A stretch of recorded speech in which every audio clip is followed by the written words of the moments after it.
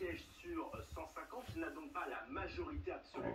Et il a donc dû discuter avec d'autres partis pour se regrouper, pour former une coalition. Ça se fera donc notamment avec le parti pro-agriculteur, le parti libéral et le nouveau parti anti-corruption. On voit donc que ça peut prendre du temps. Ça prend du temps également en Belgique. Vous allez le voir, la coalition au pouvoir depuis 2020 n'a plus de majorité depuis les législatives il y a une semaine en Belgique, ce qui a entraîné la démission du Premier ministre Alexander De Croo. Cette coalition, elle était formée de 7 partis, en allant des socialistes aux libéraux, en passant par les écologistes et les chrétiens démocrates. Il avait fallu 493 jours pour que l'ancienne coalition donc émerge en 2020, et il y a actuellement des tractations qui sont en cours pour que une nouvelle coalition donc émerge par rapport aux forces politiques qui ont été élues. On va aller en Italie maintenant, aux dernières élections. Fratelli d'Italia de Giorgia Meloni, la Lega de Matteo Salvini et puis Forza Italia de Silvio Berlusconi avaient remporté la majorité. Vous les voyez ici, c'était juste avant l'élection.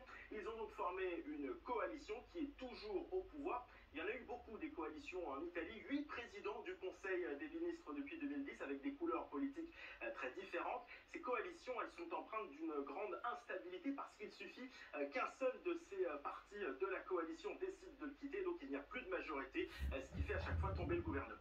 Merci David Dunal. Henri Guénaud, comment vous pouvez qualifier la dissolution décidée par le président Macron? Irresponsable. Irresponsable. Responsable. Alors c'est toujours bien de donner la parole au peuple, mais après une élection européenne, rien n'appelait une dissolution de l'Assemblée nationale. La dissolution, elle n'est pas faite pour la convenance du président de la République, elle est faite pour régler soit un problème institutionnel à la suite d'une motion de censure qui a abouti à l'Assemblée nationale et qui renverse le gouvernement. Elle est faite pour sortir de crise très grave comme mai 68 par exemple, où elle faisait partie de l'ensemble des dispositions que le général de Gaulle avait prises pour essayer d'en sortir. Après, on l'a utilisée quand il y avait le septennat et le quinquennat pour aligner la majorité du Parlement, enfin de l'Assemblée sur la majorité présidentielle.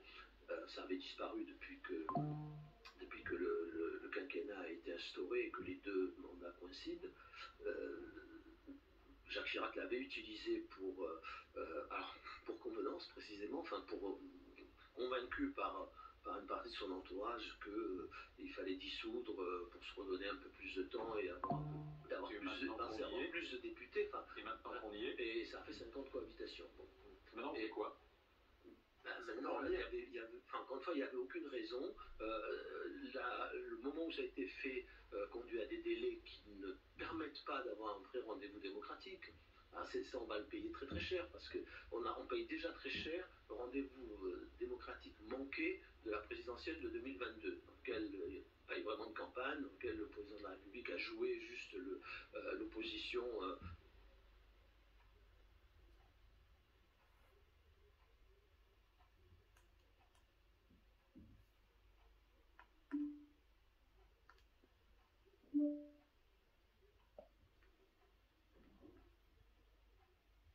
Dans le climat enfiévré, encore plus radicalisé, 15 jours de campagne, voilà, ce sera de toute façon un rendez-vous démocratique manqué. Donc, tous les sondages disent à peu près la même chose jusqu'à présent. Il n'y aura pas de majorité absolue au Rassemblement national. On vient les sondages, on n'en sait rien. Je pense que ce n'est pas l'hypothèse la plus probable, la majorité absolue, mais dans ces grands mouvements électoraux, on voit bien qu'il se passe quelque chose. Les gens ont trouvé aussi un instrument à leur colère dans l'élection européenne. Et ils vont confirmer selon vous? Alors ils vont confirmer, oui, jusqu'où, je ne sais pas. C'est quand même la première fois, à ma connaissance, dans l'histoire de la République, qu'un parti, dans n'importe quel scrutin, arrive en tête dans 93% des communes. 93% des communes. C'est-à-dire c'est partout. Hein, partout. Ça vous inquiète ou pas? Est-ce que vous faites partie de ceux qui ont peur? Non, mais moi, je n'ai pas peur du Rassemblement national. Je pense qu'on on risque pas le retour du fascisme ou du nazisme. C'est pas le sujet. mais enfin peur c'est pas le mot, mais je crains beaucoup l'instabilité, le désordre et la violence que ce rendez-vous démocratique raté va fabriquer. Il peut y avoir un risque de guerre civile. Mais la France, il y a un risque de guerre civile en France, oui, mais il y a un risque de guerre civile dans beaucoup de pays, des États-Unis jusqu'à beaucoup de pays d'autres. Oui, mais c'est pareil, c'est la même crise.